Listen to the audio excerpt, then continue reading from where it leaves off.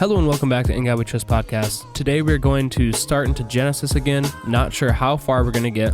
Hopefully we'll get a decent way, but it's so crazy to talk about, and you can't even think through it because it's so crazy to think about. But anyway, that's what we're going to do today. Okay, here's a little warning for you guys. I am going to be stopping in between readings a little bit and talking about them.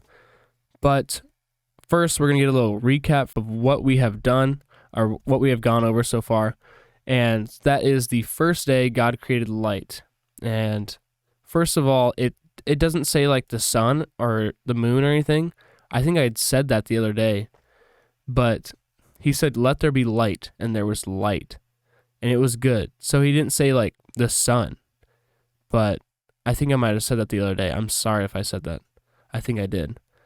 But what was the light? Because it said that on day 4, he created the sun, moon, and the stars. So the light was just what was it? What was that original light? Was it just I don't know. It's crazy to think about. Was it just a ball? A big sun, but not the sun? Okay, anyway, sorry. The second day, he created the skies. And that is well, first of all, he said, let there be a firmament in the midst of the waters, and let it divide the waters from the water. So that's the sky. The sky, the clouds have water. That's I don't really know what it's called, but the circle of life, when the water just comes and circulates through. But that's what happened the second day. He created the atmosphere. So day 3, he created earth, sea, and vegetation. He created dry land, plants, and seeds, stuff like that. And that's just so much stuff. He really is very humble because he could be look at what I created. I created this much stuff. Look. But all it says is he created this, he created that, It's not oh my goodness, he created all this, He just said it and it happened, and he could have guided the writer of Genesis to write this crazy stuff about him, but it's pretty vague with everything. It's very cool. So today we're going to start with day 4, which is the sun, moon, and stars.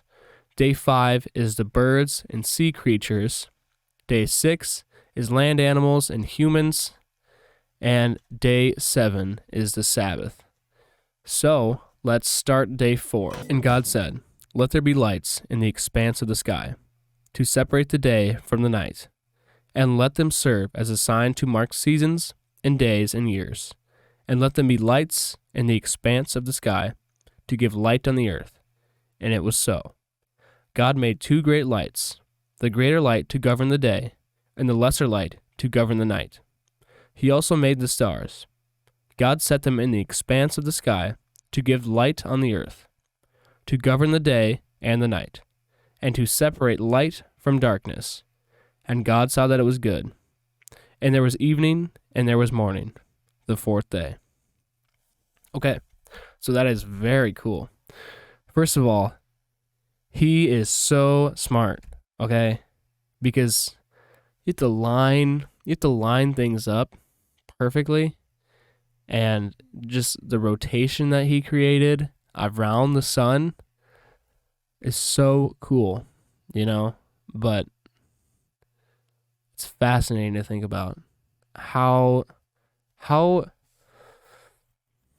do you get that smart, God is so crazy. Sorry, I'm just sitting here basically. I'm just pondering the thoughts. Everything that we know is nothing compared to what God knows.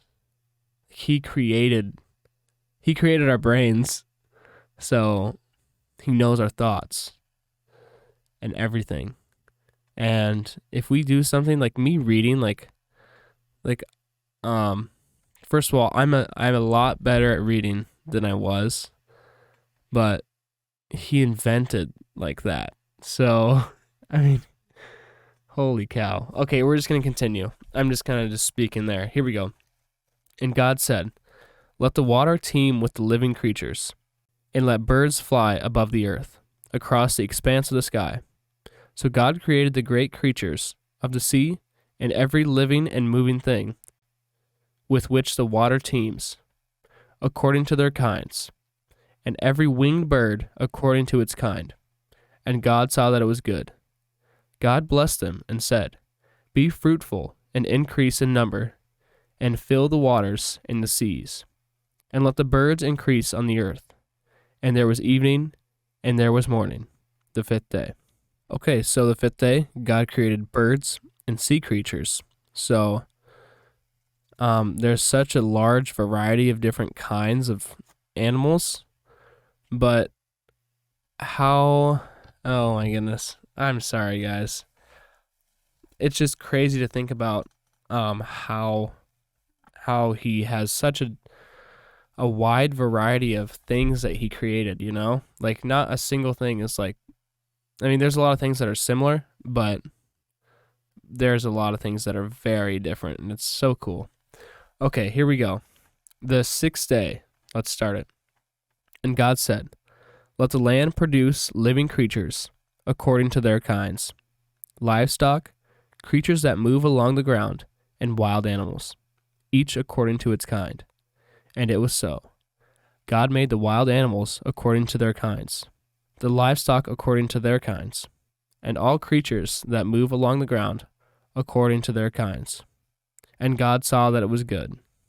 Then God said, "Let us make man in our image, and our likeness, and let them rule over the fish of the sea and the birds of the air, over the livestock, over the earth, and over all creatures that move along the ground." So God created man in his own image. In the image of God, he created him. Male and female, he created them. God blessed them and said to them, "Be fruitful and increase in number. Fill the earth and subdue it. Rule over the fish of the sea and the birds of the air, and over every living creature that moves on the ground." Then God said, "I give you every seed-bearing plant on the face of the whole earth, and every tree that has fruit with seed in it.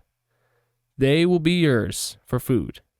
And to all the beasts on the earth, and all birds of the air, and all creatures that move on the ground, everything that has breath of life in it, I give green plant for food." It was so. God saw all that he had made, and it was very good. And there was evening, and there was morning, the sixth day. Okay, so that was very interesting. God, first, let's start from the beginning. So this is day 6 here. God created the land animals, like livestock, the little critters that run around, and he said it was good.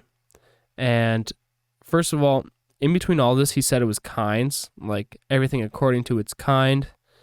So a kind is like a separation of like big differences. Like there's like cats, dogs. So that's like a kind of animal, but there's like different species of that. So like there can be like mixed breeding, and you know, there can be different types and species, but a kind is like a complete separation of two different things, and that's what they're speaking on there. And then God said, let us. So he's not saying, let me. So God said, let us make man in our image. So God isn't speaking like single person. Then he would have said, let me, you know? So that's interesting there. He's speaking of the trilogy, the 3 in 1, you know, the Father, Son, and Holy Spirit. So God created us, and in his image. So that's cool. First of all, it says his own image. God is a man. No offense to women out there. I mean, it says it. Women, you're cool too. But God is a man, and he created male and female in his image. So that's very cool. It's so cool. And so God said, rule over the all the animals on the earth, and I give you every tree, and you can do whatever you want with it. But that's, spoiler alert, there's one tree that we're not supposed to eat from, and that's coming up. But he said, here we go, I'll reread it. I give you every seed-bearing plant on the face of the whole earth, and every tree that has fruit with seed in it. This will be yours for food. Okay, every fruit with a seed in it. Okay. And all the birds of the air. Okay, so he gave everything to us, basically. And God saw what he had made, and he said it was very good. And there was a sixth day. So there's a difference between everything else being good and us being very good. So he said that we are very good. He likes us, we're his favorite. Everything on the earth, we are his favorite. So, yeah, God allowed us to rule over the earth. That's pretty cool of him. So, thank you, God. We appreciate that. Okay, now we're going to get into the seventh day. Thus the heavens and the earth were completed, and all vast array. By this seventh day, God had finished the work he had been doing. So on the seventh day, he rested from all his work. And God blessed the seventh day and made it holy, because on it he rested from all the work of creating that he had done. Okay, so seventh day, he rested. He took it easy. He just relaxed. That is something that we need to do. But it seems like I feel like everyone has their fine line of resting on the Sabbath day. But I really want to know what all classifies as resting, because what does that all entitle, There's a lot of things that people do on the Sabbath. I mean, me, myself, but how much of it is actually like work, Resting is just like completely taking it easy, like sleep. When I think of rest, I think of sleeping. So maybe God just did that. I don't know. But yeah, that's pretty cool. Okay. So I hope you guys enjoyed that. That is what I have today. Let's go over a quick recap of them real quick. So the fourth day was the sun, moon, and the stars. The fifth day was the birds and the sea creatures. Sixth day was land, animals, and humans. And we are very good. And then the seventh day is the Sabbath. So that is what we just went over. I hope you guys enjoy it. Hope you guys are learning, because I'm learning. I feel like I kind of knew this stuff, but I mean, I'm just learning when I want to learn, So it's pretty cool. Okay, have a nice day. Spread the love. Try to stay in prayer, because it's very helpful throughout the day. Okay, have a nice day, and God bless.